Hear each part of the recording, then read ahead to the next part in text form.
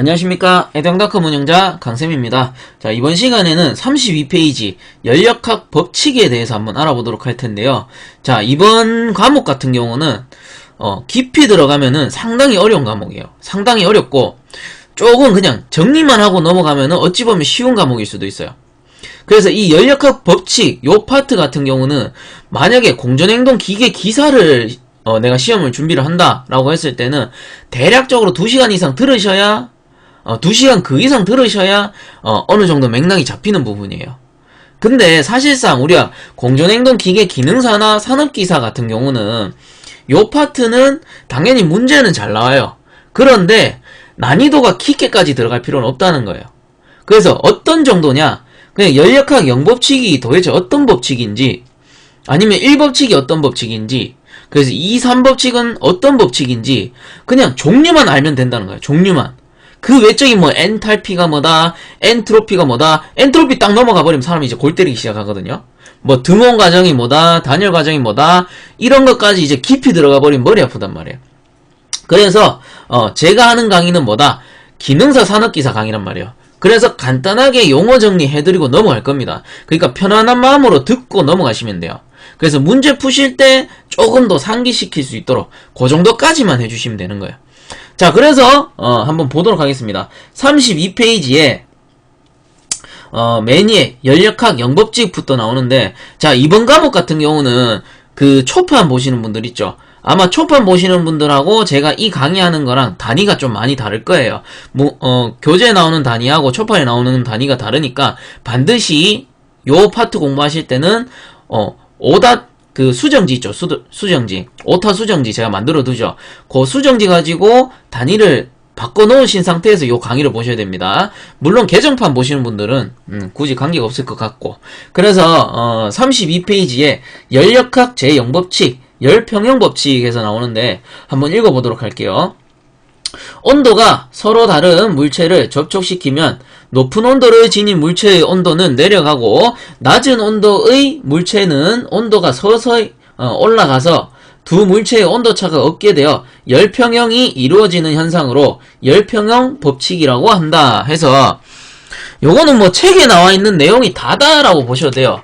그래서 요 책에 나오는 내용 그대로 설명을 드리면, 두 개의 다른 물체가 맞닿는데요.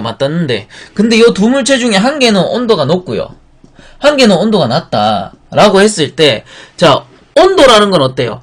온도라는 거는 고온에서 저온으로 흐른단 말이에요. 즉 여기 고온에서 저온으로 흐르는 거예요. 예를 들어서 요 녀석이 30도시다. 그 요 녀석이 10도시다 라고 했을 때 어떻게 됩니까? 30도씨짜리의 물체의 온도가 이렇게 만약에 두 개가 딱 맞닿았다, 이렇게 맞닿았다 라고 했을 때는 어떻게 된다? 이 30도씨짜리의 열이 이쪽으로 이동을 하겠죠. 이쪽으로 이동한단 말이야. 이쪽으로. 그래서 요게 10도씨짜리가 어떻게 된다? 조금 있다가 시간이 지나고 나면은 두 개가 같은 온도가 되겠죠. 예를 들어 30도씨 10도씨 섞었으니까 뭐 한 반 정도 되겠다, 한 20도 정도 되겠다 라고 가정을 합시다. 그래서 양쪽에 20도씨가 되면 어떻게 된다? 열 이동이 멈추는 거예요. 열 이동이. 고온에서 저온으로 맞닿으니까 열이 이동하는데, 그러다 보니까 어떻게? 두 개의 온도가 같아지는 순간 열 이동이 없어지더라. 이때를 뭐라 한다? 요 녀석을 열평형. 이 과정을 설명해 놓은 법칙이 뭐다? 연력학 제0법칙. 이게 갑니다, 이게. 어렵게 생각하지 마세요. 연력학 제0법칙, 열평형 법칙. 요것만 알아두시면 돼요. 요것만. 연력학 제0법칙은 뭡니까? 열평형 법칙입니다. 그래서 뜨거운 물체와 차가운 물체가 맞닿았을 경우 뜨거운 물체의 온도가 열이 차가운 물체로 이동하게 되고요. 이동을 하다 보니 두 개의 온도가 같아지는 시점, 이때를 열평형이라고 합니다. 그거를 뭐다? 연력학 제0법칙. 어렵지 않죠? 자, 이게 답니다. 그리고 이제 밑에 식에 대해서 간단하게 좀 설명을 하고 넘어갈게요. 이제 연력학 제0법칙 밑에 보시면 식이 나오는데, 요 식은 문제에서 간혹 출제가 돼요. 자, 그래서 한번 다뤄드리겠습니다. 어떤 물체, 고온의 물체와 저온의 물체가 있다. 요거를 1번과 2번으로 나누겠습니다. 1번과 2번. 뭐 예를 들어 이 녀석이 고온이 될 수도 있고 이 녀석이 고온이 될 수도 있는 부분인데 뭐 그거는 뭐 사람이 정하기 나름이겠죠. 저는 여기서 1번을 고온으로 두겠습니다. 그리고 2번을 저온이라고 두겠습니다. 그러면 이 고온과 저온이 섞이면은 어떻게 나중에 열평형 법칙에 의해서 같아지는 온도가 나온단 말이에요. 그 온도를 뭐라고 한다? TM이라고 해가지고 요 녀석을 혼합온도라고 합니다. 혼합온도. 그래서 밑에 있는 공식은 혼합온도를 구하는 방식입니다. 그래서 혼합온도 또는 책에서는 평균온도라고 나오죠. 평균온도. 두 개가 섞였으니까 이제 평균온도 요렇게 나타내기도 해요. 그러면 이제 공식을 한번 적어보자. 우리가 앞에서 열량을 구하는 공식은 Q는 GC 델타 T였어요. 이게 뭐예요? 현열량을 구하는 공식이잖아요. 그럼 열 이동, 여기에서는 잡열이 속하지 않는다. 열만 이동하잖아요. 온도만 변하기 때문에 어떻게? 잡열은 속하지 않는다. 고로 현열 구하는 공식으로 이 공식을 나타낼 수가 있는 거예요.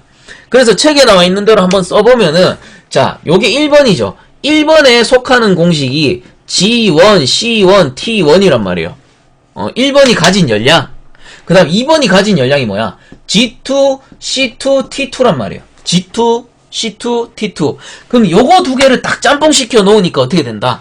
자, G1, C1, T1 더하기 G2, C2, T2 해보니까 어떻게? 혼합온도 섞였단 말이야. 섞였어. TM이 발생하더라.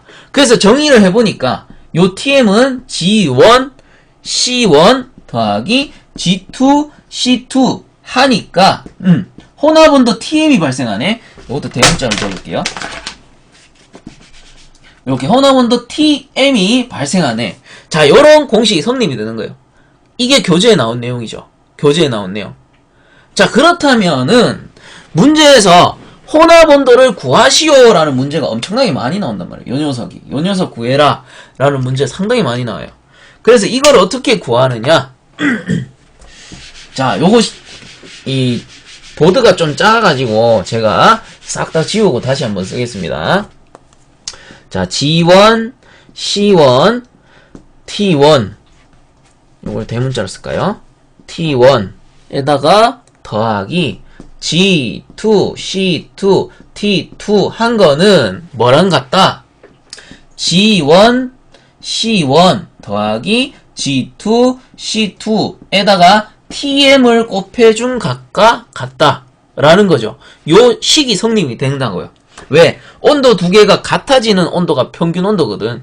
그래서 여기다가 평균 온도를 곱해주면 결론은 열량은 같잖아요. 두 개 더해준 거랑.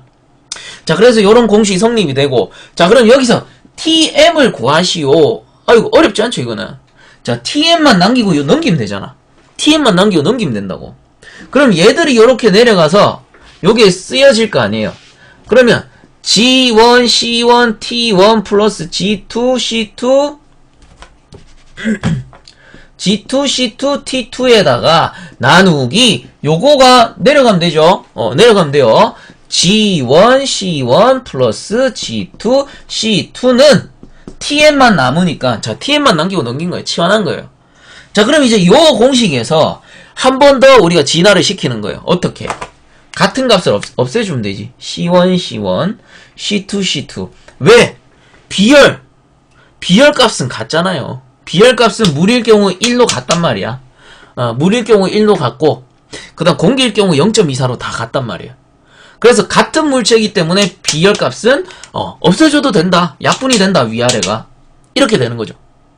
자, 그러면 이제 식을 정리해보면 C가 빠진 식을 써주면 되겠네. G1, T1 더하기 G2, T2 나누기 G1, G2 G1 더하기 G2 해주니까 TM 아이고 요거 평균온도가 나오네.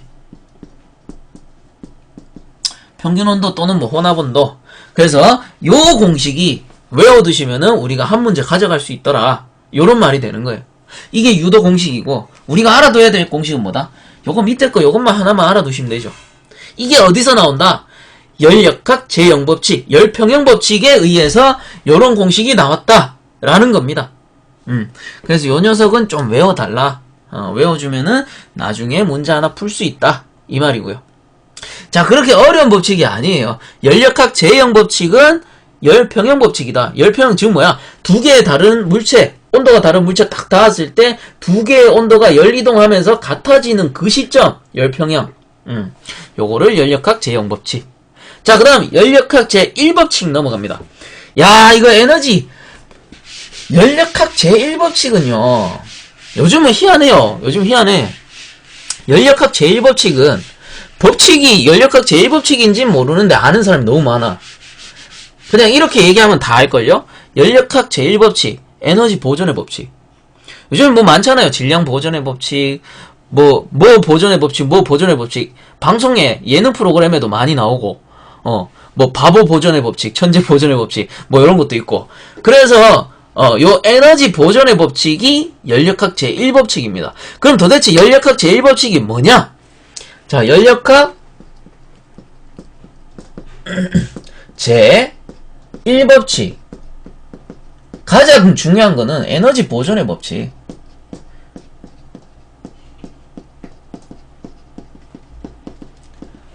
에너지 보존의 법칙 많이 들어봤어요. 뭐 보존의 법칙, 뭐 보존의 법칙. 이런 건 좀 많이 들어보셨어요. 그죠? 그래서 이 에너지 보존의 법칙이 뭐냐? 일단은 교재 줄을 한번 꺼주세요. 동그라미 2번 연력학 제1법칙 에너지 보존의 법칙. 그 밑에 줄 긋습니다. 기계적 일은 열로 변할 수 있고 반대로 열도 기계적 일로 변환이 가능하다는 법칙. 자, 이게 뭡니까? 열이 일로 변할 수 있고 그리고 일이 열로 변할 수 있다. 이게 에너지 보존의 법칙이에요. 그래서 열이 일로 100% 변할 수 있고 일이 열로 100% 변할 수 있다. 이게 연력학 제1법칙 에너지 보존의 법칙. 이게 답니다. 그냥 어렵게 생각하지 마세요. 이게 다예요. 열이 일로 변할 수 있고요. 일이 열로 변할 수 있다. 이 말입니다. 열을 줘서 일을 한다. 이건 뭐 흔히 말하는 보일러죠. 보일러. 열을 떼가지고 그 바닥을 따뜻하게 해주니까. 그래서 보일러 같은 경우에 열을 이용해서 일을 하는 거고 이를 이용해서 열을 뺏는다. 요런 거 이제 냉동기.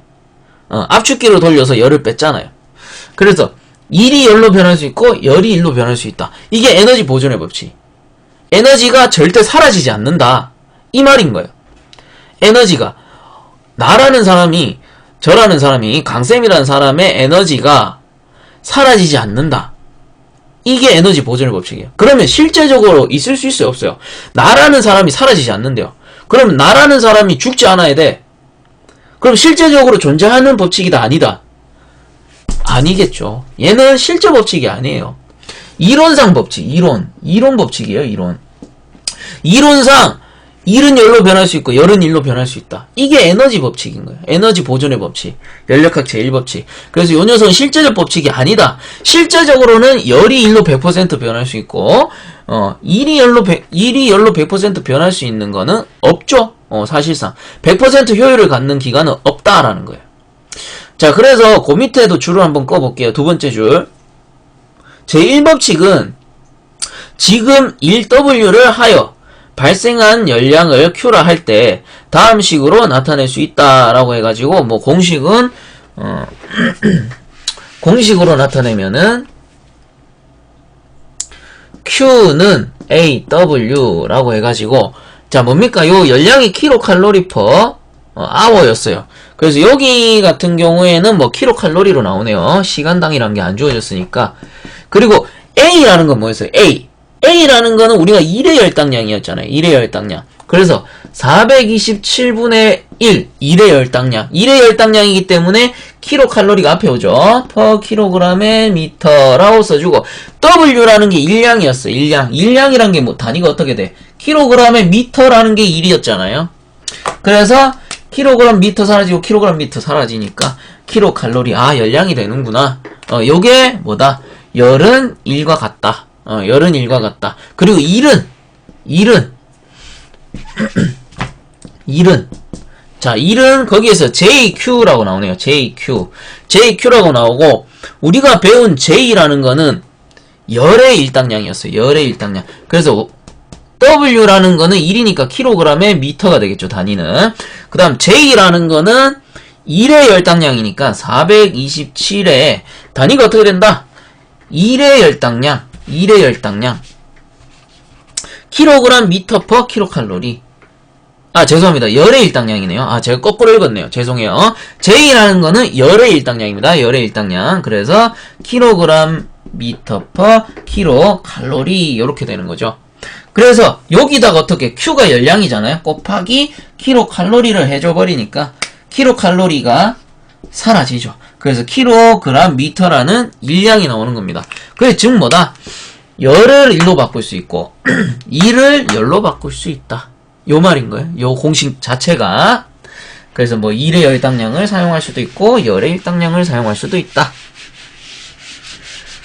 자, 그런 관계를 나타낸 식일 뿐이고, 자, 그 밑에 엔탈피 보겠습니다. 엔탈피. 동그라미 1번 엔탈피. 유체가 가진 열 에너지와 일 에너지를 합한 열역학적 총 에너지를 엔탈피라 하고, 유체, 자, 줄 거 주세요. 유체 1kg이 가진 엔탈피가 비엔탈피이다. 유체 1kg이 가진 엔탈피가 비엔탈피이다. 자, 그래서 밑에 공식 나옵니다. 엔탈피. H, 제가 H라고도 쓰고 I라고도 쓴다고 했죠. 그래서 요 녀석은 킬로칼로리 퍼 킬로그램으로 나타내고요. 자, 요거는 내부 에너지 U에다가 더하기 A, P, V 한 각각 같다라고 나옵니다. 그래서 내부 에너지가 킬로칼로리고요. 그리고 요 APV라는 게 뭐예요? A가 거기서 뭐라고 나온다? 1의 열당량 해서 나오죠. 1의 열당량 427분의 1 해서 나오는데 1의 열당량의 단위가 보세요. 킬로칼로리 퍼 킬로그램의 미터입니다. 자, 여기서는 뭐 427분의 1 이런 값은 볼 필요가 없어요. 그래서 뭐만 보면 되냐? 단위만 보세요. 요게 킬로칼로리 퍼 킬로그램의 미터란 말이에요. 요 A가 그죠? 그럼 PV 한번 적어볼까요? PV. P가 킬로그램 퍼 미터의 자승이고 V가 최적이잖아요. 최적이 미터의 삼승이란 말이에요. P는 압력 다 알죠? 그래서 없어지고 얘가 한 개 남잖아요. 그래서 킬로그램의 미터라는 뭐야 이게? 일량이 나오네, 일량. 그래서 A에다가 PV를 곱하면은 단위를 곱하면은 킬로그램의 미터를 곱한 것과 같잖아요. 그래서 사라져서 킬로칼로리라는 열량이 나옵니다. 열량. 그래서 요거를 우리가 내부 에너지와 요 일량을 더한 거를 엔탈피라 한다. 그리고 킬로칼로리라는 열량으로 구하게 되고, 엔탈피는 즉 뭐다? 앞에서 줄 거였죠? 유체 1kg이 가진 엔탈피가 비엔탈피이다. 그래서 비엔탈피로 써주는 거예요. 비엔탈피로. 킬로칼로리지만 여기다가 퍼 킬로그램을 붙여서 어떤 물체 1kg이 가지는 열량으로 나타낸 게 엔탈피다. 이렇게 이해하시면 돼요.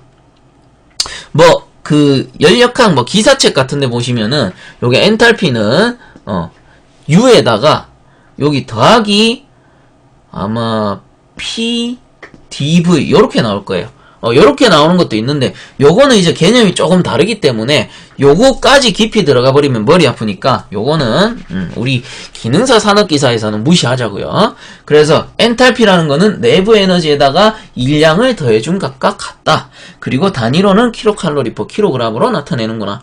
요거를 다시 한번 해석하면은 어떤 물체 1kg이 가진 열량이 된다라는 거죠. 요렇게만 알아두시면 돼요. 그리고 열역학 제1법칙은 뭐다? 에너지 보존의 법칙. 열은 1로 변할 수 있고 1은 열로 변할 수 있다. 요게 에너지 보존의 법칙이죠. 요렇게만 알고 넘어가 주시면 되는 겁니다. 자, 그 다음에 나오는 게 다음 페이지에 3번 열역학 제2법칙에서 에너지 흐름의 법칙, 실제적 법칙 이렇게 나오죠. 그래서 흐름의 법칙, 에너지 흐름의 법칙 위에다가 열이동이라고 써주세요. 열이동. 열이동. 제2법칙. 자, 열역학 제2법칙. 자, 얘는 열이동 법칙이고 또 실제적 법칙이다.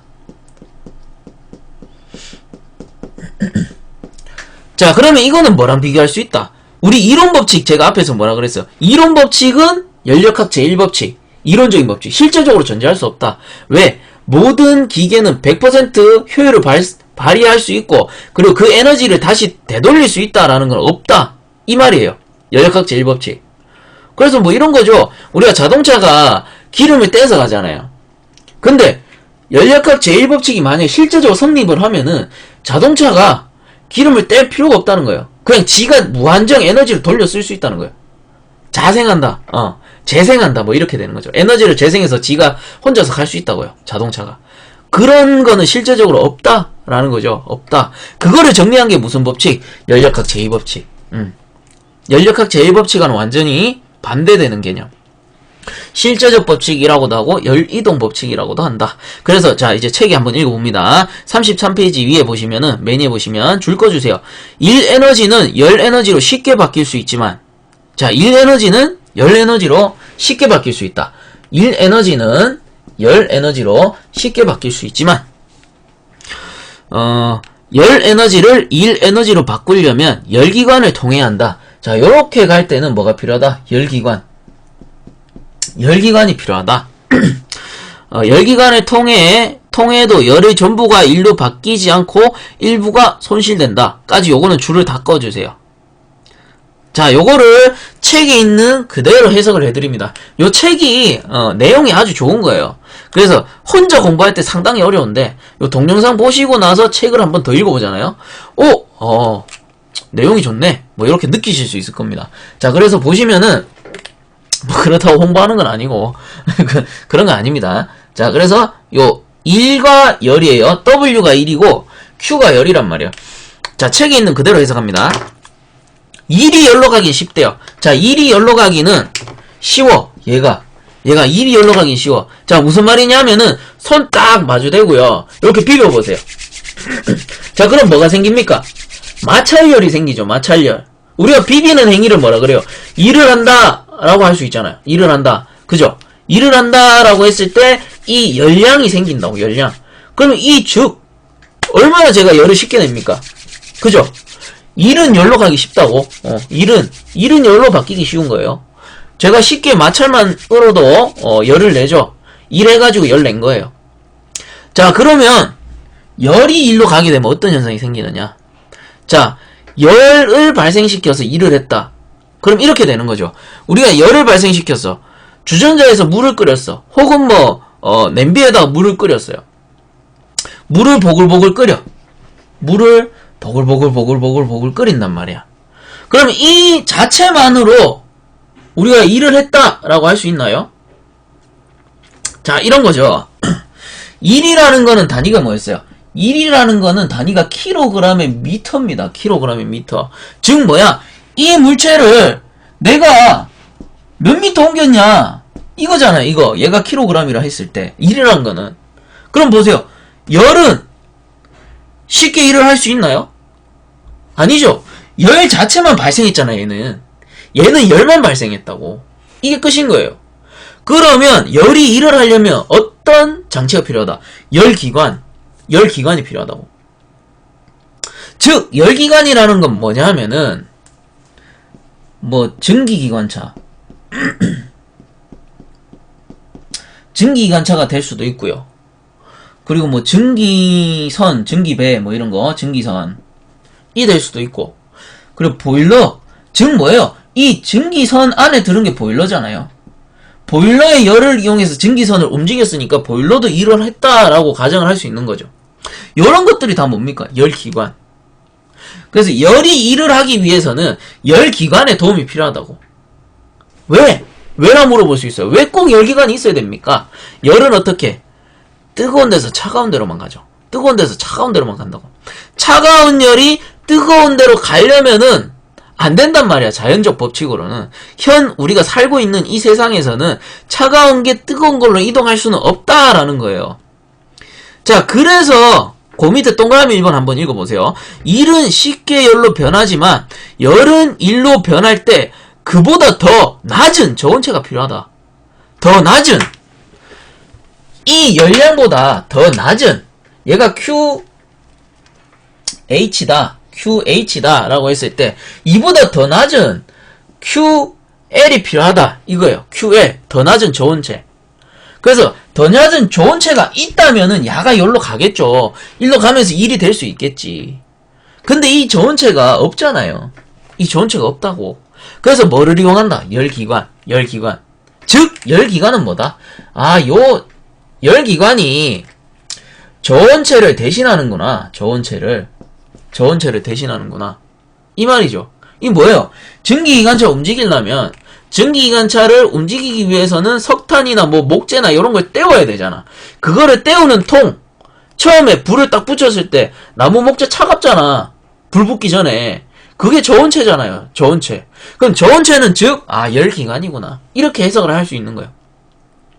그죠? 다 엮어 들어갑니다. 다 같은 거란 말이에요. 그래서 간단하게 생각하시면은 일은 열로 갈 때 우리가 마찰열 있죠? 요 손 딱 비빌 때 쉽게 열이 발생하네. 일해서 내가 열 발생시켰어요. 근데 열량이 일로 변하려면은 지원자 보글보글 끓어서는 일을 할 수 없단 말이야. 이게 옮겨져야지. 몇 미터 움직였냐? 옮겨져야 킬로그램 미터가 돼야지 일을 했다라고 할 수 있기 때문에 뭐가 필요하다? 열기관. 지원자 끓어서는 일이 안 되더라. 열기관이 있어야 일로 변하더라. 그래서 일은 열로 쉽게 변하지만 열은 일로 쉽게 변할 수 없다. 열은 일로 쉽게 변하려면 쉽게 변하는 게 아니고 열은 일로 변하려면 중간에 저온체 또는 열기관이 필요하다. 이렇게 이해가 되는 거예요. 그래서 뭡니까? 열이동 법칙. 일량이 열로 변하고 열량이 일량으로 변하고 열량이 저온체로 이동을 하고 뭐 이런 거죠. 열이동 법칙. 그리고 거기 동그라미 1번은 봤고요. 밑에 동그라미 2번 봅니다. 2번 또 줄 거 주세요. 어떤 기관이든 100% 효율을 가지는 기관은 지구상에 존재하지 않는다. 정확하죠?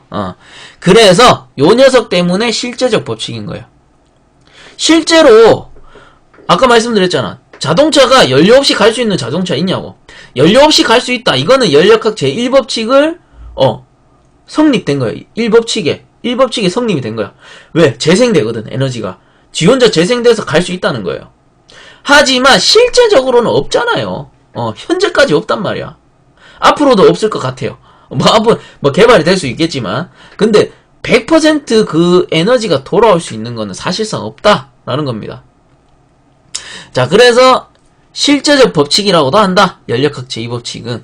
연력학 제2법칙은 뭐다? 열이동 법칙. 요거 이동하는 거. 그 다음에 실제적 법칙. 100% 효율을 가진 기관은 있다 없다? 없다. 연력학 제2법칙. 자, 그 다음 3번에 한번 봅니다. 엔트로피. 자, 요거는 한번 읽어만 보고 넘어갈게요. 읽어만 보고 그 제3법칙에서도 나오기 때문에 제3법칙에서 조금 더 엔트로피를 다뤄드리겠습니다. 그 동그라미에서 한번 엔트로피. 어떤 단위 중량당의 물체가 가지고 있는 열량에 그 유체의 그때 절대온도로 나눈 값 해서 자, 엔트로피라는 거는 자, 엔트로피 델타 S라고 나타내요. 델타 S가 뭐냐면은 얘는 항상 변한다는 거야. 변한다라고 해가지고 요게 이제 딱 정성적이지가 않은 거예요. 수치가 딱 정해져 있지 않다고. 불규칙적이라고. 그래서 전과 후를 비교하는 수밖에 없는 거예요. 요 엔트로피는. 그래. 자, 엔트로피는 뭐다? 절대온도 분의 델타 Q입니다. 그래서 어떤 열량에 그 열량에 해당하는 절대온도를 나눠준 값. 즉 뭐다? 엔트로피는 자, 요게 킬로칼로리 퍼 킬로그램이란 말이에요. 열량. 엔탈피 생각하시면 되죠. 그 열량이고 요 녀석은 절대온도 도케이. 그래서 단위는 뭐다? 킬로칼로리 퍼 킬로그램의 도케이로 나타낸다. 뭐 이런 말이 되는 거예요. 자, 그래서 요거 뭐 간단하게 엔트로피의 단위만 보시면 돼요. 엔트로피는 킬로칼로리 퍼 킬로그램에 도케이를 나눈 거구나. 절대온도를 나눠줬구나. 요거만 보고 넘어갑니다. 뒤에서 조금 더 다뤄드릴 거기 때문에. 자, 해서 연력학 2법칙은 열이동 법칙, 실제적 법칙 해서 끝났습니다. 자, 그럼 이제 마지막 연력학 제3법칙 한번 보자고요. 연력학 제3법칙. 자, 해서 그 동그라미 4번에 한번 읽어볼게요. 열적 평형 상태에 있는 모든 결정성 고체의 줄 꺼주세요. 그 뒤에부터 엔트로피는 절대 0도에서 0이 된다. 그리고 조금 읽어보고 라고 하는 법칙, 즉 D부터 줄 긋습니다. 어떠한 상태에서도 절대 0도 켈빈이죠 이거 마이너스 273도씨에 이르게 할 수 없다는 법칙, 켈빈의 법칙. 그래서 요 연력학 제3법칙을 우리가 켈빈 법칙, 켈빈의 법칙이라 부르기도 합니다, 사실상. 그리고 절대온도의 법칙.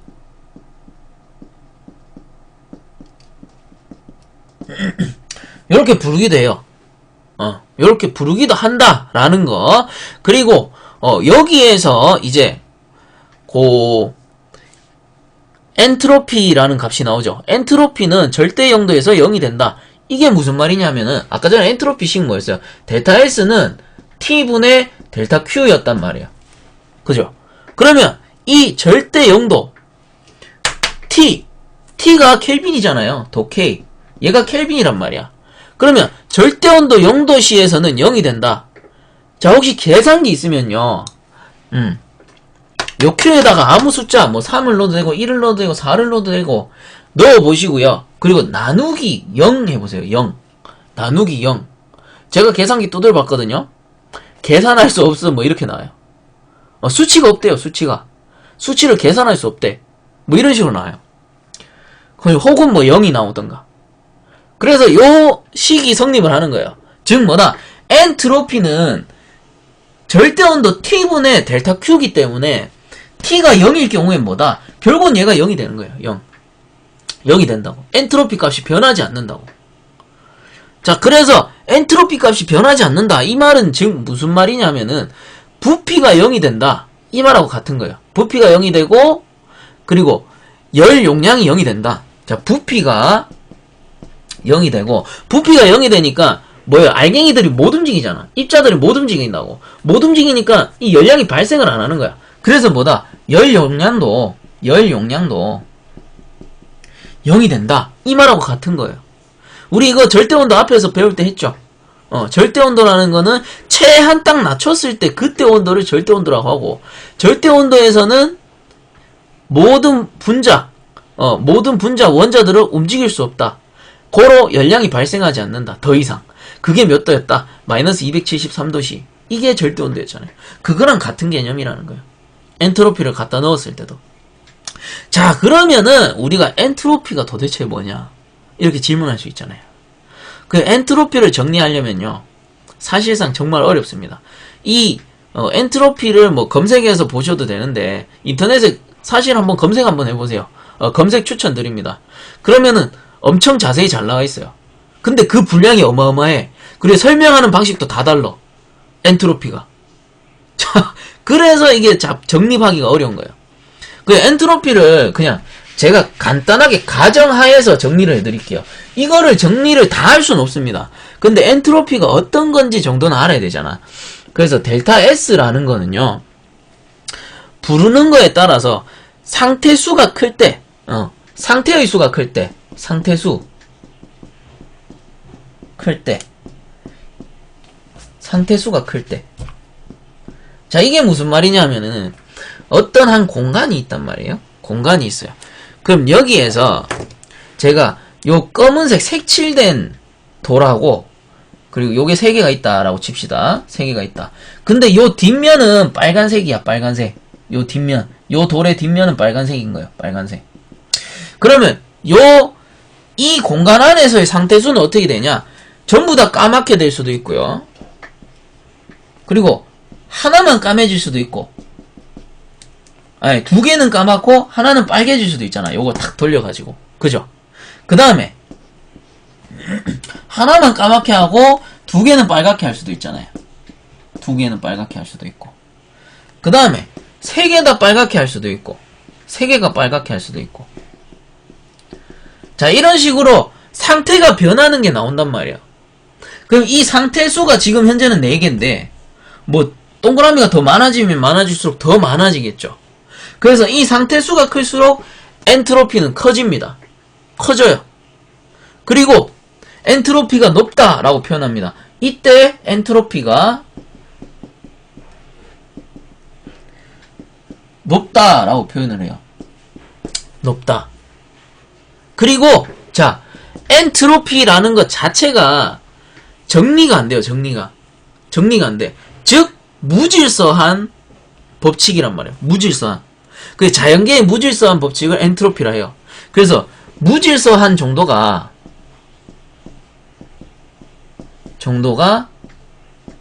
클 때를 우리가 엔트로피가 크다라고 합니다. 엔트로피가 크다. 자, 이런 식으로 정리를 내린 경우도 있어요. 엔트로피라는 게 상대적으로 어떻게 될 때 뭐 커지고 작아지냐. 상태수가 클 때 당연히 이게 무질서한 게 더 많아질 테니까. 그리고 엔트로피가 높다.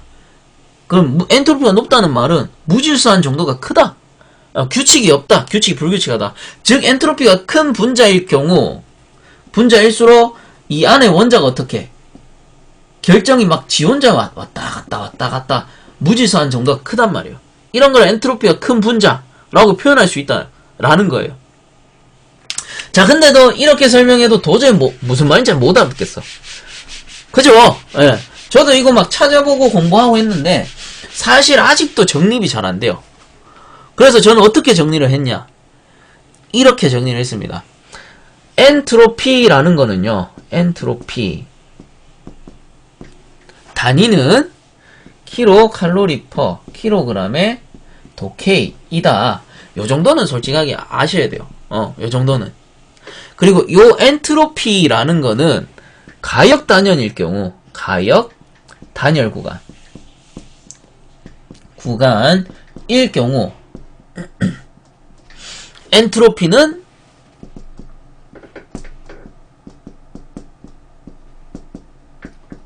일정하다. 이렇게 나타내요. 이렇게. 왜? 엔트로피 공식은 뭐였어? 아까 전에 델타 S는 T분의 Q였단 말이에요. 델타 Q. 그래서 요 가역 단열이잖아요. 가역 단열. 가역이라는 거는요, 이상 상태예요. 이상적인 상태. 열이 에너지가 열로 100% 바뀔 수 있는 그런 상태. 그거를 가역이라 그래요. 이게 연력학 제1법칙에 성립되는 법칙이죠. 그래서 요 가역 단열이다. 자, 단열이 뭡니까? 단열시켰다. 단열재 뭐예요? 열 출입을 막는 게 단열재잖아요. 열이 빠지거나 들어오는 거를 막는 게 단열재란 말이에요. 그러면 가역 단열 구간에서는 엔트로피가 일정하다. 왜? Q가 일정하잖아요. 열량이. 들어오는 것도 없고 나가는 것도 없다. Q가 일정하다는 건 뭐야? 온도도 일정하다. 열이 들어오고 나가는 게 없다. 이 말하고 같잖아요. 그래서 엔트로피는 일정하다. 가역 단열 구간일 때. 그죠? 이렇게 정리하시면 돼요. 자, 그 다음에 비가역 구간일 때. 비가역 구간일 때는 그냥 뭣도 모르겠다. 외워버려요. 그냥 엔트로피는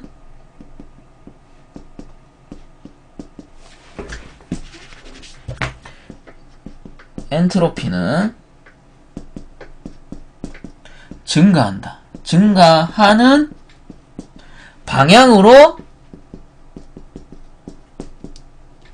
흐른다. 자, 요렇게 정리를 하시면 됩니다. 비가역 상태에서. 비가역, 가역의 반대. 비가역 뭐예요? 실제적 법칙이잖아요. 가역이 이상적인 상태고 비가역이 실제적인 상태예요. 현재 상태. 그래서 실제적으로는 엔트로피는 어떻게? 증가하는 방향으로 흐른다. 자, 이렇게 정리를 해두시면 돼요.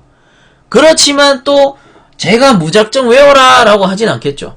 그래서 어떤 가정이 들어가냐 하면요, 엔트로피라는 거는 자, 요런 겁니다. 정리를 다시 한번 하자면 엔트로피라는 거는요, 어떤 A 상태에서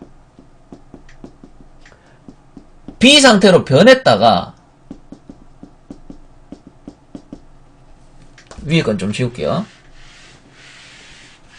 B 상태로 변했다가 요게 A 상태로 다시 돌아올 수 없는 상태, 요거를 엔트로피가 증가한다 라고 합니다. 엔트로피가 증가한다. A 상태에서 B로 변한 후 다시 A 상태로 돌아올 수 없는 상태를 엔트로피가 증가한다 라고 해요. 즉 비가역 상태죠. 이게 무슨 말이냐면은 자 이런 겁니다. 제가 지금 여러분들하고 수업하고 있잖아요. 근데 제가 현재 저 강쌤이 5년 후에 강쌤하고 똑같을까요?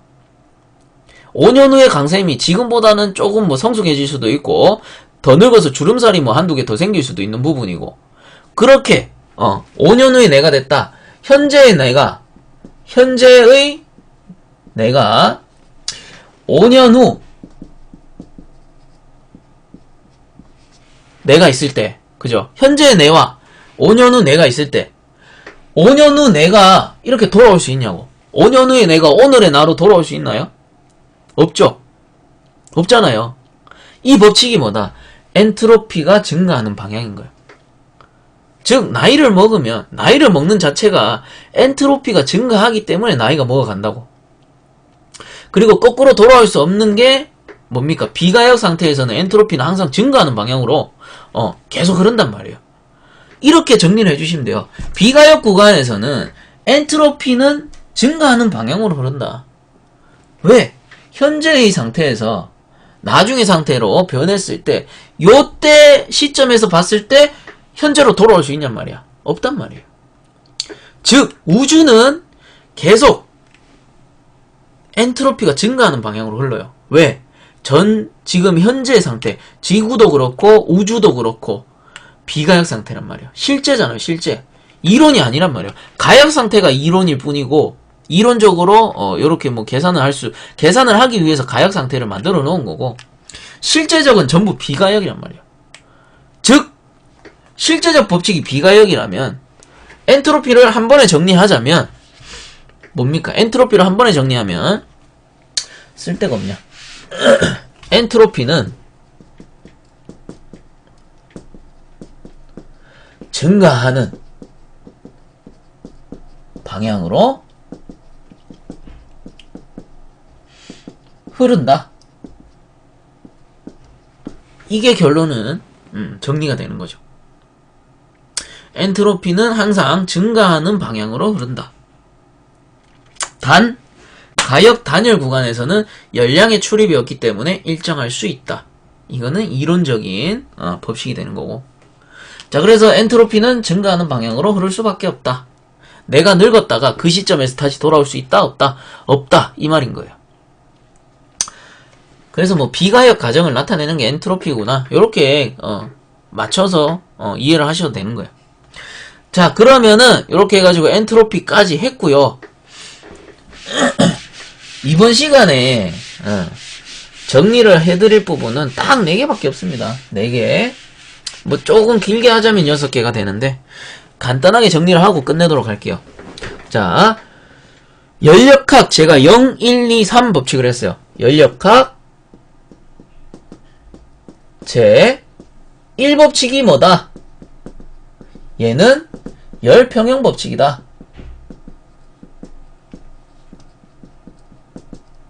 두 개의 온도가 다른 물체를 갖다 댔을 때 두 개의 온도가 같아지는 시점, 그게 열평형 법칙. 요게 연력학 제 0법칙이었고, 그 다음 연력학 제 1법칙은 에너지 보존의 법칙.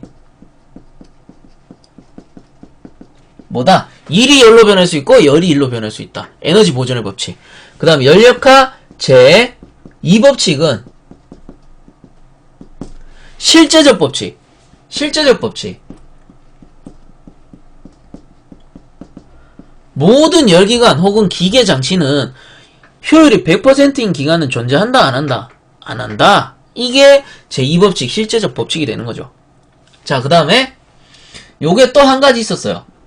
열 이동 법칙이라고 해가지고, 일은 열로 변할 때 쉽게 변할 수 있고 열은 일로 변할 때 뭐가 필요하다? 열기관이 필요했다. 요런 거. 자, 그 다음 연력학 제 3법칙. 요게 뭐 절대온도의 법칙이라고도 하고,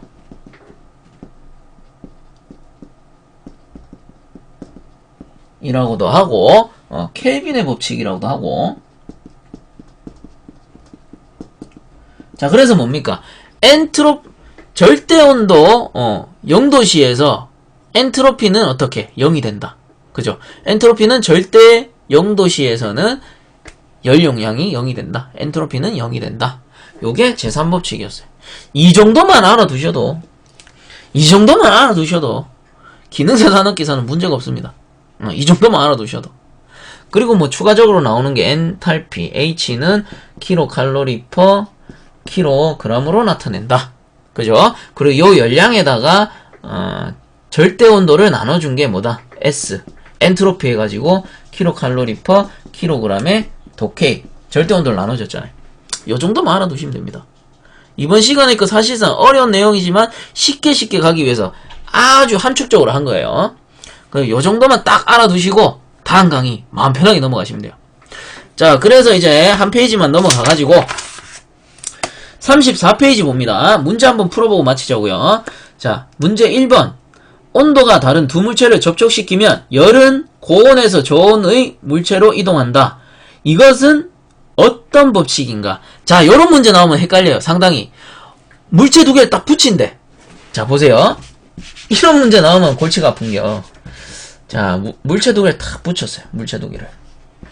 고온에서, 자, 온도가 높은 거, 그리고 온도가 낮은 거 했을 때, 열량은 어떻게, 당연히 일로 이동을 하겠지. 이동을 하다가 온도가 같아져서 평균 온도가 나오는 때, 이때를 뭐라 한다? 얘를 열평형. 이제 온도 같아졌을 때를 열평형이라고 하는 거예요. 하지만 보세요. 열이 이동하는 이때를 뭐라 하는 거예요? 열이동.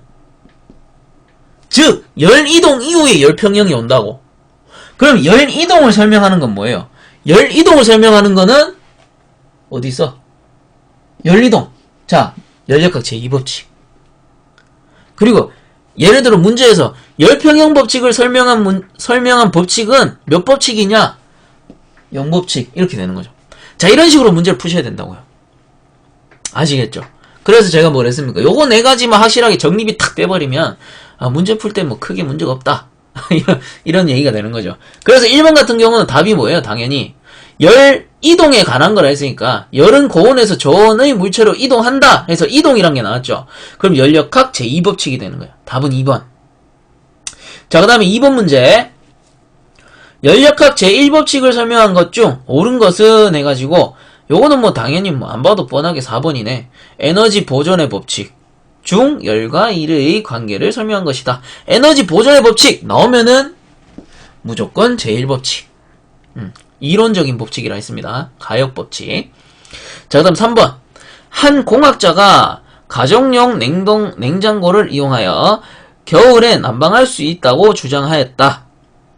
이 주장은 이론적으로 열역학 법칙과 어떤 관계를 갖는가 해가지고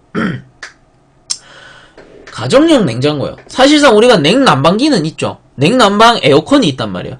근데 가정용 냉장고가 여러분들 겨울 되면은 겨울 맞나? 겨울철에 가정용 냉장고로 난방하는 거 봤습니까? 이건 말이 안 되는 거예요. 실제적으로 말이 안 된다. 실제적으로 말이 안 돼. 실제적 법칙은 뭐야? 열역학 제2법칙. 열역학 제2법칙을 위배했네. 야, 실제적으로 그게 말이 되나? 이거죠. 그 답은 2번. 열역학 제2법칙을 위배했다. 이게 뭐냐면은 사실 우리가 냉난방기라 하면요, 냉동기는 요 밑에 증발기를 쓰고, 그리고 난방기는 요 위에 히트펌프 방식이라고 해서 요 응축기를 사용하는 게 냉난방 방식이에요. 그래서 여기서 뜨거운 바람 나오고 여기서 차가운 바람 나오는 거를 이용한 방식이란 말이에요. 근데 이거는 뭐다? 냉난방기일 경우잖아요. 냉난방기일 경우 열을 이렇게 거꾸로 뒤집어서 난방기도 되고 냉방기도 되는 건데, 이 문제에서는 냉장고라 했잖아요. 냉장고. 냉장고는 냉방밖에 안 된단 말이에요. 그럼 실제적으로 이 냉장고의 에너지가 거꾸로 돌아갈 수 있다, 없다? 없다라는 거예요. 그래서 실제적인 법칙. 열은 일로 변할 수 일은 열로 쉽게 변하지만 열은 일로 쉽게 변할 수 없다. 열 이동의 법칙도 되는 거고 실제적 법칙도 되는 거예요. 그래서 이 법칙을 위배한 겁니다. 자, 답은 2번이 되겠죠. 2번. 자, 그래서 이번 시간은 여기서 마치도록 하고 다음 시간에는 이상 기체와 실제 기체에 대해서 한번 알아보도록 하겠습니다.